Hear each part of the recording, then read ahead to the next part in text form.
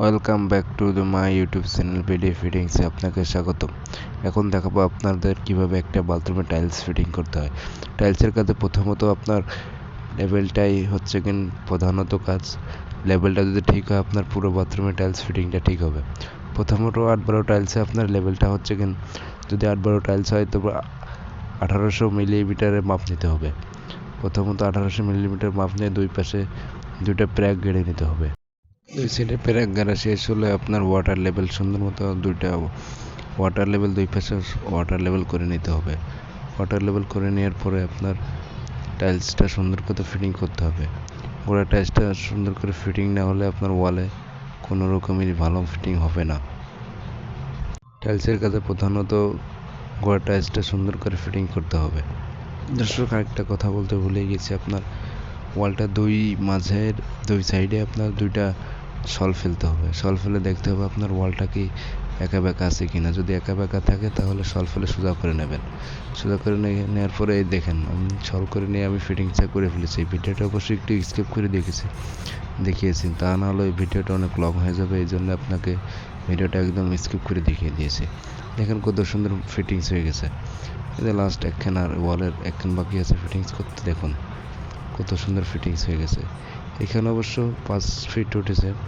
এখানে আপনার ডেকোর হয়েছে 1 পিস, নিচে ডিপ দিয়েছি 4 পিস, উপরে লাইট দিয়েছি 2 পিস। এখানে মিডিল বরাবর আপনার ডেকোর পড়েছে। অবশ্যই আপনার টাইলসের কাছে সবসময় দেখবেন যদি কোনো সিনারি থাকে তাহলে এটা সবসময় মিডিলে বসানোর চেষ্টা করবেন। মিডিলে বসালে সব থেকে সুন্দর দেখায়। প্রথমে একটা ওয়ালের কাজ শেষ, এখন দ্বিতীয় ওয়ালের একটাই ঠিক আগে স্টেপে দুই পাশে দুইটা লেবেল করে সুতা গেড়ে দুই পাশে দুইটা সল করে নিয়ে গোড়া টাইলসটা নিরিবিলি বেঁধে নিলাম। প্রথম স্টেপের মতো একই সিস্টেমের এটাও একই রকমের করতে হবে। প্রথমত এই টাইলসের কাছে একটা জিনিস ফলো করবেন, পানির পয়েন্টগুলো খুব সুন্দর করে কেটে দেওয়ার ব্যবস্থা করবেন। পানির পয়েন্টটা কাটলে হবে কি, সিলিন্ডারের মিস্ত্রি আসলে পানির পয়েন্টটা খুব সুন্দর করে বসাতে পারবে। দেখুন ভিডিওটা দেখতে থাকুন, গোড়া টাইলসটা কীভাবে বাঁধতে হয়। ওয়ালটা অবশ্যই একটু ভেজা ছিল, এই জন্য আমরা একটু সিমেন্ট ব্যবহার করছি। সিমেন্ট না ব্যবহার করলে হয়তো বা ওয়াল টাইলসটায়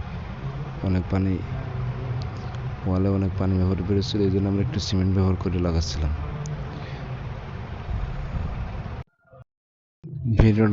ভিডিওটা দেখতে থাকুন, ভিডিওটা অনেক লং হয়ে যাবে। এখন ভিডিওটা একটু স্কিপ করে দেবো, আপনার ভিডিওটা দেখতে থাকুন।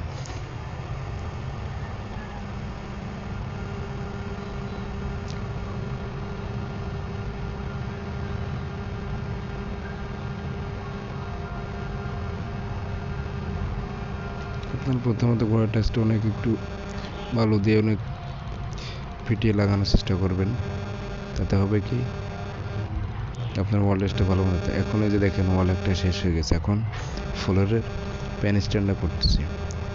অনেক সুন্দর একটা টাইলস দিয়েছে, অনেক সুন্দর লাগছে টাইলসটা দেখতে। প্যান স্ট্যান্ডও শেষ, প্যান স্ট্যান্ডে আপনার কাটা পুরো কমপ্লিট। এখন ফিটিংসও কমপ্লিট, আর 1 পিস বাকি আছে।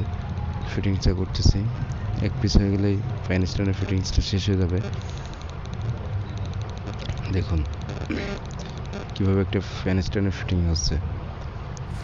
দেখুন কত সুন্দর প্যান স্ট্যান্ডের ফিটিং হয়ে গেল। এটা হচ্ছে 12x12 সাইজে ফ্লোর টাইলসটা দিয়েছে, পাশে হাই কমোড এবং প্যান স্ট্যান্ড করেছে। দেখুন পুরো ওয়ালটা ফিটিংস হয়ে গেছে। বাথরুমের ওয়ালের কাজ শেষ, এখন ফ্লোরের ফিটিংস প্যান স্ট্যান্ডও শেষ।